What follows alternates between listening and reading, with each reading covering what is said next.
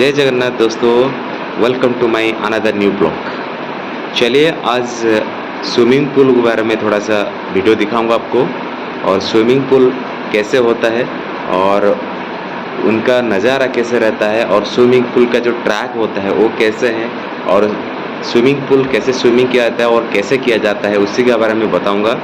और आज swimming pool का चारों तरफ और स्विमिंग पूल का इंफ्रास्ट्रक्चर कैसे है, क्या है, और उसका बारे में चलिए देखते हैं और एंजॉय कीजिए। और आप मेरा चैनल में न्यू है और आप नया मेरे चैनल को देख रहे हैं तो प्लीज़ लाइक शेयर सब्सक्राइब कीजिए और कमेंट कीजिए, और मेरा वीडियो कैसे लगा उसका बारे में कमेंट कीजिए। प्लीज़ दिल से ही आपको रिक्वेस्ट कर रहा हूँ, प्लीज़ कमेंट कीजिएगा। जय जगन्नाथ, जय जगन्नाथ, जय भारत।